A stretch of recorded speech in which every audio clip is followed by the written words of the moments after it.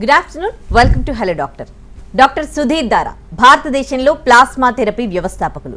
ఈ చికిత్సను భారతదేశంలో ప్రారంభించారు. ఇప్పుడు విజయవంతంగా పునరుత్పత్తి థెరపీని 50,000 మందికి పైగా చికిత్స చేసి శస్త్రచికిత్సకు వెళ్లకుండా చేసినందుకు గాను ఇండియా బుక్ ఆఫ్ రికార్డ్స్ అందుకున్నారు. పిఆర్పి థెరపీ కోసం పాలసీ తయారు చేసి ప్రోటోకాల్ రూపకల్పనలో కూడా కీలక వ్యక్తి డాక్టర్ సుధీర్ దారా గారు. డాక్టర్ గారు మనతో ఉన్నారు, వారితో మాట్లాడదాం. Hello doctor, welcome to our studio. First of all మీకు కంగ్రాచులేషన్స్. ఇంకో బ్రాంచ్ ఓపెన్ చేసినట్టున్నారు కదా, సో కొత్తపేటలో. సో అసలు ఏంటి ఈ పెయిన్ మేనేజ్మెంట్, ఎపియాన్ అని అంటున్నారు. ప్రపంచ దేశాల నుంచి కొత్త కొత్త డాక్టర్స్ వచ్చి కొత్త కొత్త థెరపీస్ పట్టుకొని వస్తూ ఉన్నారు. సో లేటెస్ట్గా ఇక్కడ దాన్ని ఇంట్రడ్యూస్ చేస్తూ ఉన్నారు. ఇప్పుడు మీరు ఎపియాన్ అని అంటున్నారు, ఏంటిది? ఎపియాన్ అంటే మీనింగ్ ఏంటంటమ్మా, ఇది goddess of pain relief. Greek దేశంలో ఒక దేవత, ఓన్లీ పెయిన్ రిలీఫ్ కోసం ఒక దేవతని వాళ్ళు కొలుస్తారు. ఆమె పేరు Epione. So goddess of pain relief అనమాట. సో ఈ నేమ్ అక్కడి నుంచి తీసుకురాబడింది. అంటే ఇది ఒక ఫీమేల్ నేమ్. ఒక ఫీమేల్ నేమ్ అని ఎందుకు పెట్టారు అంటే, దేవుడుగా ప్రపంచంలో ఎక్కడ చూసినా కానీ ఆడవాళ్లకు ఉన్నన్ని బాధలు మగవాళ్ళకు ఉండవు. సో వాళ్ళంటే చిన్నప్పటి నుంచి బాధలే, తర్వాత తల్లిగా మారినప్పుడు బాధలే, పిల్లల్ని చూసుకోవాలి, తర్వాత ఫ్యామిలీ రన్ చేయాలి. అందుకని ప్రపంచంలో ఎక్కడైనా కానీ ఎక్కువ బాధలు పడి ఎక్కువ స్ట్రెస్కి లోనే వాళ్ళు ఫీమేల్స్. కాబట్టి ఆ గ్రీక్ దేశంలో అది జెంట్ గాడ్ పెట్టకుండా ఫీమేల్ గాడ్ పెట్టారు. అదే తీసుకొని మేము పెయిన్ మేనేజ్మెంట్ సెంటర్ స్టార్ట్ చేసాము ఒక 8 years బ్యాక్ అనమాట. దీని ముఖ్య ఉద్దేశం ఈ ఎపియాన్ ఏంటంటే, ఇప్పుడు ఏవైతే బాడీలో దీర్ఘకాలంగా నొప్పి కలుగు చేసే కండిషన్స్, అవి జబ్బులు కాదు. అంటే ఇప్పుడు మోకాలు నొప్పి తీసుకొని, షోల్డర్ తీసుకొని, స్పైన్ కానీ, యాంకిల్ కానీ, రిస్ట్ కానీ, ఎల్బో కానీ, స్పైన్లో కానీ, సర్వైకల్ స్పైన్ కానీ, ఇక్కడ ఎక్కడైనా కూడాను ఏజ్ వల్ల కానీ, యాక్సిడెంట్స్ వల్ల కానీ, గేమ్స్ ఆడే వాళ్ళలో కానీ ఎప్పుడైతే ఇంజురీస్ అయినా, వయసు రీత్యా అరిగిపోయినా కూడాను ఇప్పటి వరకు ఉన్న ఏకైక ట్రీట్మెంట్ ఏంటంటే, ఫైనల్గా ఇనిషియల్గా నా మందులు రాస్తారు, తర్వాత ఫిజియోథెరపీ, దాని తర్వాత ఫైనల్గా ఆపరేషన్. అంటే ఆ పార్ట్ తీసేయడము, కొత్తది పెట్టడము, అది ఓపెన్ చేసి కుట్టడము. ఇది దగ్గర 50-60 సంవత్సరాల నుంచి దిగ్విజయంగా నడుస్తుంది. కానీ ఇది ఒక సర్జికల్, అంటే ఆపరేషన్తో కూడిన, అంటే కోతతో కూడిన ఒక ట్రీట్మెంట్ కాబట్టి దాంట్లో అదేవిధంగా కాంప్లికేషన్, సైడ్ ఎఫెక్ట్స్ కూడా ఉంటాయి. సో ఇవి ఉన్నప్పుడు ఏమవుద్దంటే, ఇప్పుడు నేను చెప్పిన కండిషన్స్ అన్నీ కూడాను జబ్బులు కాదు కదా.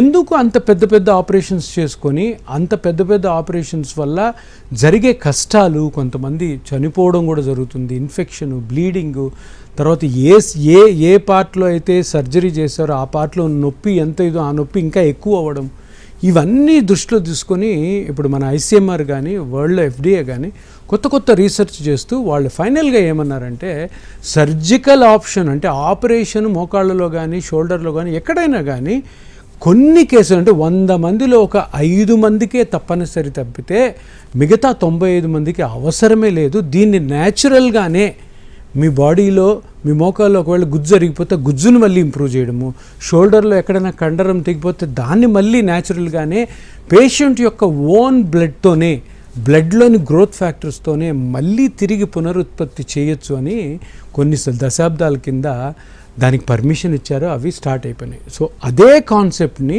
ఆపరేషన్ లేకుండా ఈ కండిషన్స్ అన్నిటికీ కూడాను మంచిగా న్యాచురల్గా చిన్న ఇంజెక్షన్తో పేషెంట్ యొక్క ఓన్ బ్లడ్తోనూ ఎటువంటి కాంప్లికేషన్, సైడ్ ఎఫెక్ట్స్ లేకుండా ట్రీట్ చేసే ముఖ్యమైన ఉద్దేశమే ఈపియాను. దీన్ని 2017లో నేను స్థాపించాను.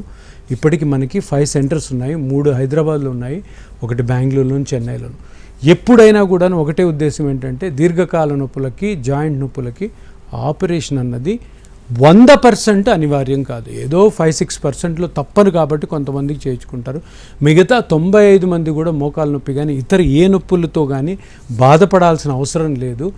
ఈ పిఆర్పి పద్ధతి లేదా ప్లాస్మా థెరపీ, ఈ గ్రోత్ ఫ్యాక్టర్ థెరపీ తోటి కంప్లీట్గా ఏ స్టేజ్లో ఉన్నా రికవర్ అవ్వచ్చు అన్నదే ఎపియాన్ యొక్క ముఖ్య ఉద్దేశం. రైట్, ఒక కాల్ తీసుకొని మాట్లాడదాం. కాలర్ ఉన్నారు, కృష్ణారెడ్డి గారు ఉన్నారు ఆలంపూర్ నుంచి. కృష్ణారెడ్డి గారు మాట్లాడండి డాక్టర్ గారితో. నమస్తే సార్. నమస్తే అండి కృష్ణారెడ్డి గారు, చెప్పండి సార్. నాకు రైట్ మోకాలు నొప్పి ఎక్కువ సార్. మీ ఏజ్ ఎంత అండి? 61 సార్. ఇప్పుడు మీరేం చేస్తుంటారు సార్? నేను అడ్వకేట్ని, మామూలుగా అయితే ఇప్పుడు వ్యవసాయం చూసుకుంటున్నాను సార్. అదే కృష్ణారెడ్డి గారు, 60 ఇయర్స్కి మీకు రైట్ మోకాలు నొప్పి వచ్చిందంటే ఇది 100% ఆస్టియోఆర్థరైటిస్. ఆస్టియోఆర్థరైటిస్ అంటే నేను ముందు చెప్పినట్టు మోకాళ్ళలో గుజ్జు అరిగిపోవడం. అంటే నేను ఫోన్లో మీరు ఎంతైతే ఇన్ఫర్మేషన్ చెప్తున్నారో దాన్ని బట్టి చెప్తున్నాను. మిమ్మల్ని ఎగ్జామిన్ చేయాలా, స్కానింగ్ కూడా చేయాలా. ఇక్కడ విషయం ఏంటంటే మీరు 4-5 డాక్టర్లను ఆల్రెడీ సంప్రదించి ఉండొచ్చు, ఉండకపోవచ్చు. మీరు మీ మామూలుగా మోకాలు నొప్పి వస్తే మనం ఆర్థో డాక్టర్ దగ్గరికి వెళ్తాం. ఆర్థో డాక్టర్లు ఏంటంటే ఇనీషియల్ స్టేజెస్లో ఉంటే మందులు, ఎక్సర్సైజ్ అంటారు. అది ఎట్లాగూ ఇనీషియల్ స్టేజ్లో ఆగదు మోకాలు అరగడం అన్నది. అది రోజు మనం చేసే పనులు బట్టి, పనులు చేసినా చేయకపోయినా కూడా వయసు రీత్యా అరుగుతుంది. అది ఎప్పుడైతే గ్రేడ్ 3, గ్రేడ్ 4 అని వాళ్ళు అంటారో అప్పుడు ఆపరేషన్కి వెళ్ళిపోతారు. అటువంటిది ఏమీ అవసరం లేదండి. మీరు ఉన్న పలంగా ఒక్కసారి ఇపియాన్కి రండి. నేను చెక్ చేసి మీ స్కానింగ్ చేసిన తర్వాత అసలు ఏ పార్ట్ డ్యామేజ్ అయింది, ఎంత డ్యామేజ్ అయింది, దాని మెజర్మెంట్స్ ఏంటి, దాన్ని మళ్ళీ మీ ఓన్ బ్లడ్తో ఎట్లా రికవర్ చేయాలి నేను మొత్తం చెప్తాను. చిన్న ప్రికాషన్స్, చిన్న జాగ్రత్తలు పాటించారంటే మీరు ఆపరేషన్ సైడ్ చూడాల్సిన అవసరం లేదు, నొప్పితో బాధపడాల్సిన అవసరం లేదు. అంటే దాని సక్సెస్ రేట్ గురించి ఇంత కాన్ఫిడెంట్గా చెప్తున్నారంటే ఫస్ట్ ఈ ఎపియాన్ థెరపీ అంటే ఏంటి, ఎట్లా చేస్తారు అని ఫస్ట్ ప్రజలకి అవగాహన కావాలి. సో ఈ ప్రాసెస్ గురించి చెప్తారు. ఎస్. సో ఇప్పుడు మీరు ఈ క్వశ్చన్కి అందరికీ ఆల్మోస్ట్ మన తెలుగు స్పీకింగ్ స్టేట్స్ అంటే ఆంధ్రప్రదేశ్, తెలంగాణలో అందరికీ తెలుసు. ఎందుకంటే నేను 8 ఇయర్స్ నుంచి కూడాను దీన్ని స్టార్ట్ చేసి సక్సెస్ చూశాను. ఈ ప్రొసీజర్ ఎట్లా చేస్తారో మనం చూస్తున్న వ్యూవర్స్ అందరికీ తెలుసు. ఆ టీవీలో కూడా బ్యాక్గ్రౌండ్లో కనపడుతున్నట్టు పేషెంట్ ఇప్పుడు కృష్ణారెడ్డి గారు ఫోన్ చేశారు. ఆయన మోకాల్లో నొప్పి ఉంది, ఇంతవరకే మనకి ఇన్ఫర్మేషన్ తీసుకొని వచ్చిన తర్వాత ఆయనకి చెక్ చేసిన తర్వాత, స్కానింగ్ చేసిన తర్వాత ఈ మోకాల్లో కొన్ని పార్ట్స్ ఉంటాయి. 2 బోన్స్ ఉంటాయి, మజిల్స్ ఉంటాయి, లిగమెంట్స్ ఉంటుంది, మెనిస్కస్ ఉంటుంది, కార్టిలేజ్ ఉంటుంది. 99% మోకాలు 60 ఏళ్లలో కృష్ణారెడ్డి గారిలాగా అంటే నొప్పి వచ్చిన వాళ్ళలో కార్టిలేజ్ దెబ్బతింటుంది. ఆ కార్టిలేజ్ అంటే ఏంటి? 2 బోన్స్ మధ్యలో కుషన్, దిండు లాంటిది. సో అది అరుగుతూ వచ్చిందంటే నెమ్మదిగా ఇట్లా దగ్గరకు వచ్చి ఎముకలు రాసుకుంటాయి. సో 99% కృష్ణారెడ్డి గారికి కూడా అదే ఉంటుంది. అది ఎంత ఉంది, అది ఎక్కడ ఉంది, అది ఎక్కడ అరిగింది అన్న దాన్ని కనుక్కొని ఆ పార్ట్లో ఏదైతే ఎంత అరిగిందో, ఎంత అరగడం వల్ల నొప్పి వస్తుందో దాన్ని మళ్ళీ కానీ రీజనరేట్ చేసామంటే ఆయనకు మళ్ళీ నొప్పి రాదు, మళ్ళీ ఎటువంటి వేరే ట్రీట్మెంట్కి వెళ్ళాల్సిన అవసరం లేదు. ఇది ఎందుకు చెప్తున్నానంటే ఇప్పుడు కృష్ణారెడ్డి గారు ఇదే అలాగే మీద మందులు వాడుకుంటూ ఈ ట్రీట్మెంటు ఇపియాన్ గురించి తెలియక మళ్ళీ ఆర్థో డాక్టర్ దగ్గర పోయి సార్ ఇట్లా ఉంది సార్ అంటే మళ్ళీ ఆయన మందులు రాసి ఇవ్వడం, మళ్ళీ ఏదో ఎక్సర్సైజ్ చెప్పడము, తర్వాత మళ్ళీ ఒక 2 నెలలు బాగుండి మళ్ళీ ఇంకొక నెల తర్వాత మళ్ళీ ఆర్థో. ఇంకా కృష్ణారెడ్డి గారు అయిపోయిందండి, ఇంకా అరిగిపోయింది. సో మోకాలు మార్పిడి ఒక్కటే అని చెప్తుంటారు. సో నేనేమంటానంటే ఇది ఇప్పుడు వరకు నడుస్తుంది. చాలా మంచి డాక్టర్లు ఉన్నారు, ఆపరేషన్ చేసేవాళ్ళు చాలా మంచిగా చేసేవాళ్ళు ఉన్నారు, ఎక్స్పర్ట్స్ ఉన్నప్పుడు రోబోస్ అన్నీ వచ్చాయి. కానీ 20% కాంప్లికేషన్స్ రేట్ ఉంటుంది. అంటే 100 మందిలో 80 మంది సూపర్గా ఉంటారు. 20 మంది మటుకు ఆ 20 మందిలో మనం కానీ పడ్డామంటే జీవితం నరకం అవుతుంది. ఎందుకంటే లోపల మెటల్స్ పెడతారు, సిమెంట్ వేసి అతికిస్తారు సర్జరీలో. సో నేనేమంటున్నాను, అంత పెద్ద ప్రొసీజర్కి తప్పకుండా వెళ్ళాలని బుక్ ప్రకారము, రీసెర్చ్ ప్రకారం ఉంటే వెళ్ళొచ్చు. కానీ నేను ఇంతకుముందు చెప్పినట్టు 5%, 6% ఉంటాయి కరెక్ట్గా ఆపరేట్ చేసి. మిగతా వాళ్ళందరూ ఏంటంటే ఇప్పుడు నేను స్కానింగ్ చేసి ఆ గుజ్జు ఎక్కడ అరిగింది, కార్టిలేజ్ ఎక్కడ అరిగిందో కనుక్కొని మిగతాదంతా నార్మల్గానే ఉంటుంది కాబట్టి బోన్స్, మజిల్స్, మెనిస్కస్ ఇవన్నీ ఏది టచ్ చేయకుండా ఆ అరిగిపోయిన గుజ్జుని మళ్ళీ పెంచడం ద్వారా మళ్ళీ బయటపడవచ్చు, కంప్లీట్గా పెయిన్ రిలీఫ్ అవ్వచ్చు. ఇది అంతా జరిగేది కూడా మీ ఒక ఓన్ బ్లడ్తోనే కొంచెం బ్లడ్ తీసుకొని అది ప్రాసెస్ చేసి దాంట్లోని కణాలని తీసుకొని ఆ గుజ్జు ఎక్కడైతే అరిగిపోయిందో దాన్ని మెజర్మెంట్ చేసుకొని ఆ గుజ్జు అరిగిపోయిన దగ్గర చిన్న ఇంజెక్షన్తో రిలీజ్ చేసామంటే మీ కంప్లీట్ నీ జాయింట్ ప్రాబ్లం పోతుంది. కాకపోతే ఈ ప్రొసీజర్ అయిన తర్వాత కొన్ని జాగ్రత్తలు పాటించాలి. అవి ఏ జాగ్రత్తలు ఇలా ఉండాలి, అవి ప్రతి మనిషికి కూడా వాళ్ళు చేసే ఉద్యోగం ప్రకారం. ఇప్పుడు కృష్ణారెడ్డి గారు రిటైర్ అయిపోయారు, లాయర్ కదా, ఇప్పుడు పొలం చేస్తున్నారు. సో వ్యవసాయం ఆయన చేసుకోవడం కోసం ఎలాగైతే ఆయన మోకాల్ని సెట్ చేయాలన్నది, ఎలాగైతే ఆయన పనులు చేయాలి, ఎలాంటి ఎక్సర్సైజ్ చేయాలన్నీ కూడా పూర్తిగా ఒక్కొక్క మనిషికి ఆ మనిషి పనులకు తగ్గట్టుగా కస్టమైజ్ చేసి మరీ జాగ్రత్తలు చెప్తాం. అవి ఫాలో అవుతూ మీ గుజ్జు ఈ గ్రోత్ ఫ్యాక్టర్ ఆర్ ప్లాస్మా థెరపీతో కానీ పెంచితే మీరు ఎటువంటి వేరే చికిత్సకు, వేరే నొప్పితో కూడా బాధపడాల్సిన అవసరం లేదు. ఓకే, ఒకరికి సపోజ్ ఒకరికి యాక్సిడెంట్ అయింది, బోన్స్ విరిగిపోయాయి, ఇప్పుడు ఆ టైంలో ఈ ఎపియాన్ థెరపీ పనిచేస్తుందా? బోన్స్ ఇరిగిన దానికి కంప్లీట్గా ఒక ట్రీట్మెంట్, ఆ బోన్ మళ్ళీ అతికించాలి. మనమంతా మాట్లాడేది బోన్స్ గురించి కాదు, మనం మాట్లాడేది జాయింట్ గురించి, మనం మాట్లాడేది మజిల్స్ గురించి, మనం మాట్లాడేది టెండాన్స్ గురించి, మనం మాట్లాడేది స్పైన్ గురించి, మనం మాట్లాడేది చిన్న చిన్న లిగమెంట్స్ గురించి. అంటే ఈ బోన్స్ తప్పకుండా వాటిని సర్జరీ చేసి అతికించాల్సిందే. మిగతా అన్నీ సాఫ్ట్ టిష్యూ అంటారు, మెత్తటి పదార్థాలు, ఇవన్నీ కూడాను సర్జరీస్ ఉన్నాయి. అవి సర్జరీ వెళ్ళాల్సిన అవసరం లేదు. మీ యొక్క ఓన్ బ్లడ్తోనే, మీ మీ మీ మీ యొక్క సొంత రక్తంతోనే, కొద్దిపాటి రక్తంతో ఆ ఏ పార్ట్లు అయితే అరిగిపోయాయో, ఏవైతే దెబ్బతిన్నాయో వాటిని పూర్తిగా రికవర్ చేయొచ్చు. ఇదే ఎపియాన్ చేసే పని. ఓకే, మరో కాల్ తీసుకుందాము. సురేష్ గారు ఉన్నారు. హలో. హలో, యా, మాట్లాడండి డాక్టర్ గారితో. సార్ నమస్తే సార్. నమస్తే అండి, సురేష్ గారు చెప్పండి. సార్ నా కాల్ అండి, 2 కాళ్ళు సైడ్కి లాగేసేసారు. 2 కాళ్ళు 2 సైడ్కి లాగేసారు, వంక వచ్చేసారు. వంకర్లు వచ్చి. మీ ఏజ్ అండి? నా ఏజ్ 45 ఉంటుంది సార్. 45కి మీకు అంటే నొప్పి ఉందా, వంకర్లు వచ్చినాయా? నొప్పి నడుము నొప్పి ఉందని, కాళ్ళు నొప్పి ఉందని సార్. మోకాలు నొప్పి ఉంది? ఉంది సార్, నల్లపోతుంది సార్. టాబ్లెట్ వేసుకుంటేనే నడుస్తుంది సార్, లేకపోతే అయ్యో, మీకు మరి ఏమైనా టెస్టులు చేసుకున్నారు? ఇంత చిన్న వయసులో రాకూడదు కదా. అప్పుడు 5 సంవత్సరాలు వచ్చింది సార్. వచ్చి ఎంఆర్ఐ స్కానింగ్ లో చేయించాను సార్. టాబ్లెట్లు వాడుతున్నాను సార్. టాబ్లెట్లు రాస్తున్నారంటే పర్లేదు తగ్గిపోద్ది అంటున్నారు, కానీ తగ్గట్లేదు సార్. మీరేం పని చేస్తారు sir? Carpenter work sir. Okay. So ఇప్పుడు ఇది ఇంకో కేసు. సురేష్ గారు, మీదేంటంటే 46 ఇయర్స్కి 5 ఇయర్స్ ముందు నుంచి నొప్పి ఉంది. ఒకటి స్పైన్ పెయిన్ ఉంది, ఒకటి నడుములో మోకాళ్ళలో నొప్పులు ఉన్నాయి. సో స్పైన్ పెయిన్, మోకాళ్ళ నొప్పి, ఇవి 2 ఇంటర్ రిలేటెడ్. అంటే ఒకటే కదా, మోకాళ్ళ నుంచి ఇట్లా స్పైన్లోకి. ఈయనకి మొదట స్పైన్ అన్న ప్రాబ్లం వచ్చి ఉండాలా, మోకాళ్ళని వచ్చి ఉంటే, ఏది వచ్చినా కూడాను 2 కలిపి ఇప్పటి వరకు ఆయనకి ఏ కరెక్టివ్ ట్రీట్మెంట్ ఎందుకు జరగలేదు అంటే ఆయన వయసు. ఇప్పుడు ఈ వయసులో మోకాళ్ళు మార్చడానికి లేదు, అందుకని ఏం చేస్తున్నారు, ఏదో ఎక్స్రేలు, ఎంఆర్ఐలు తీయడం, ట్యాబ్లెట్స్ పెట్టడం. కాకపోతే అదేమవుతుంది, ఇప్పుడు అది ఆల్మోస్ట్ భరించలేని పరిస్థితులు ఉంది. అంటే ట్యాబ్లెట్ వేసుకుంటేనే సురేష్ గారు నడవగలుగుతున్నారు, ట్యాబ్లెట్లు వేసుకుంటేనే కార్పెంటరీ పని చేయగలుగుతున్నారు. ఇది చాలా డేంజర్, ఎందుకంటే ఆ ట్యాబ్లెట్స్ అన్నవి కంటిన్యూస్గా కానీ అలవాటు పడితే కిడ్నీ, లివర్ చెడిపోయే అవకాశాలు ఉంటుంది.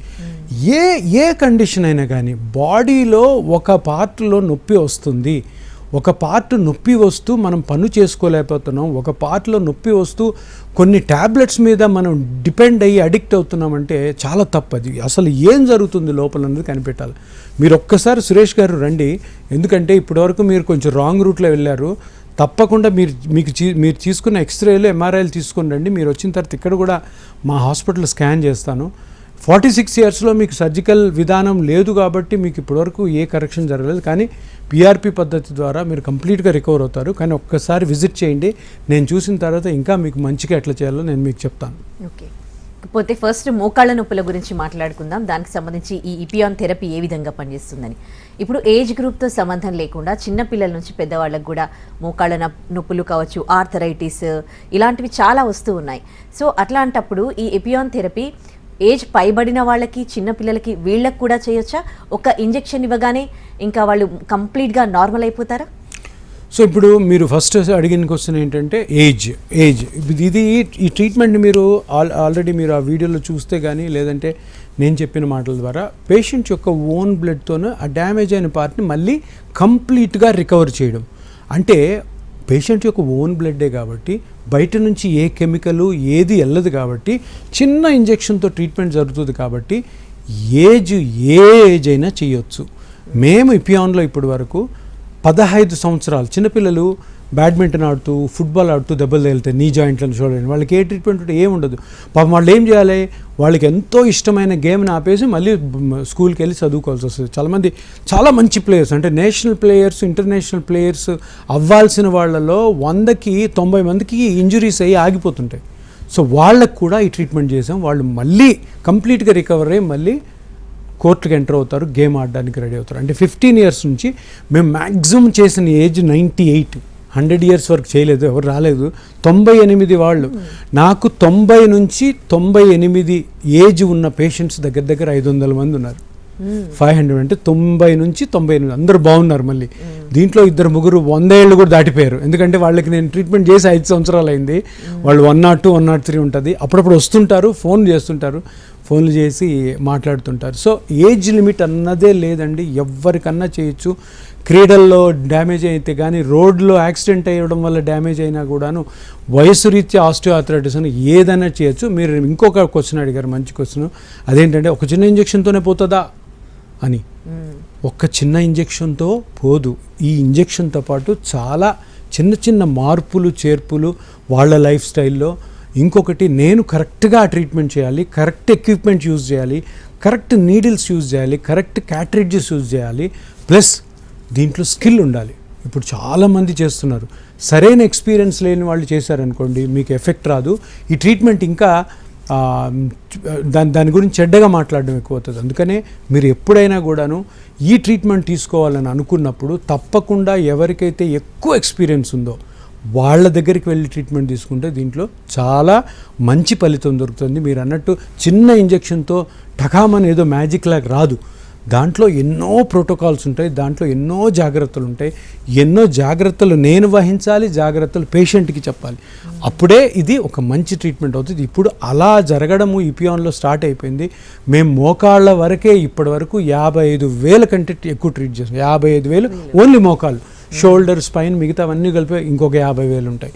సో ఇట్లాగా ట్రీట్మెంట్లో ఎంత జాగ్రత్త వహించి ఎంత ఎక్స్పీరియన్స్తో మనం ట్రీట్ చేయగలిగితే అంత మంచి చేసిన వాళ్ళతో మనం సమాజంగా అప్పుడు ఈ ఆపరేషన్ వల్ల వచ్చే కాంప్లికేషన్ సైడ్ ఎఫెక్ట్స్ కూడా స్లోగా మరుగున పడతాయి. ఓకే, సో ప్లాస్మా థెరపీ గురించి ఇంతకు ముందు అంటే మామూలుగా డిబేట్స్లలో ఇలా విన్నాం, కానీ మీరు క్లియర్గా మొత్తం plasma therapy it's a part of treatment అని ఇప్పటివరకు నేను కొన్ని డిబేట్లలో మామూలుగా మీలా కొంతమంది డాక్టర్స్తో మాట్లాడినప్పుడు చెప్పడం జరిగింది. కానీ మీరు కంప్లీట్గా ఈ ప్లాస్మా థెరపీతో గ్రేడ్ 3, గ్రేడ్ 4లో కూడా ట్రీట్మెంట్ చేయొచ్చు, కంప్లీట్ రికవర్ అవుతారు, క్యూర్ చేయొచ్చు అని అంటున్నారు. అంటే హౌ కమ్ ఇట్స్ పాసిబుల్? మంచి క్వశ్చన్. ఎందుకంటే ప్లాస్మా థెరపీ మీద ఎక్కువ రీసెర్చ్ చేసిన మన దేశంలో డాక్టర్ ఎవరంటే డాక్టర్ సుధీర్ దారా, నేనే. ఎందుకు ఇంత నేను అంటే కొంచెం మీకు కూడా అనిపించదు అలా అడమెంట్గా ఉంది ఈయన ఆన్సర్, రూడ్గా ఉందని ఎందుకు చెప్తున్నానంటే ఇది నన్ను నేను బూస్టప్ చేసుకోవడానికి కాదు. నా ఉద్దేశం ఏంటంటే ఆపరేషన్లు తగ్గాలి. ఆపరేషన్స్ తోటి జరిగే కాంప్లికేషన్స్ నేను అనస్థీషియా డాక్టర్గా ఉన్నప్పుడు ఎన్నో చూశాను.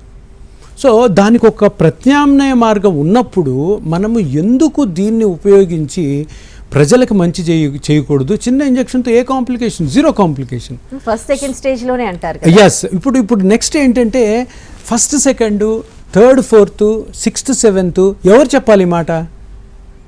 ఎవరైతే ఆ ట్రీట్మెంట్ మీద పట్టుందో, ఆ ట్రీట్మెంట్ మీద ఎక్స్పీరియన్స్ ఉందో వాళ్ళు మాట్లాడాలి. కొంతమంది ఎట్లా మాట్లాడతారంటే అసలు ఈ ట్రీట్మెంట్కి రీసెర్చ్ పేపర్స్ ఏవి చెప్పమని. వాళ్ళు ఎన్ని రీసెర్చ్ పేపర్లు చదివారు?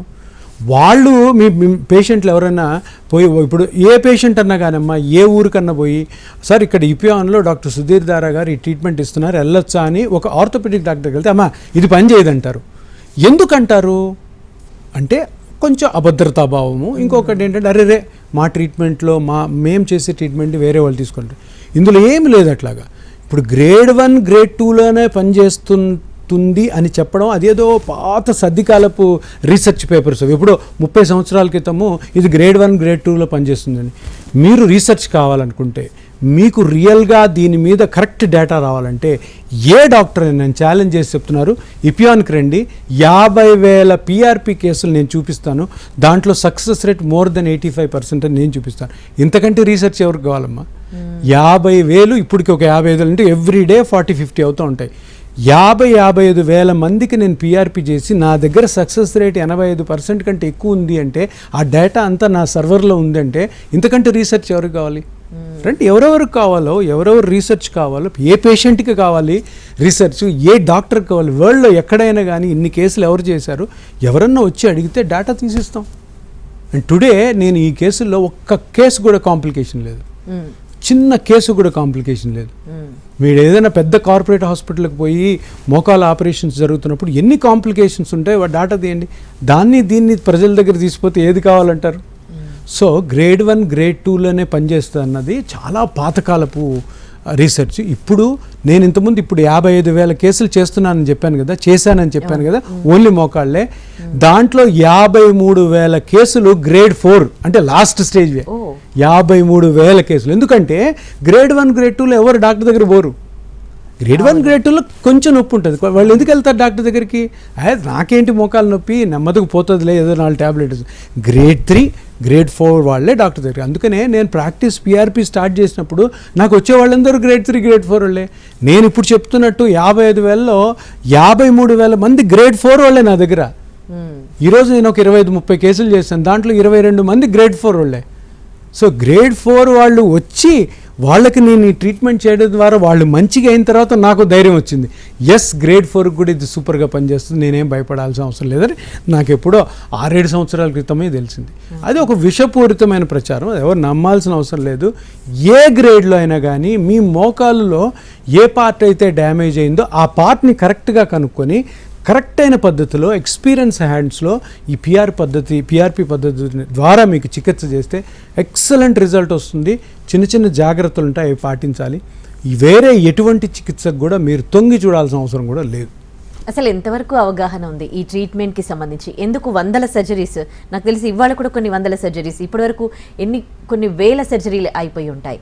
సో దీని మీద అవగాహన ఉంటే సర్జరీకి అయితే ఎవరు వెళ్ళరు కదా.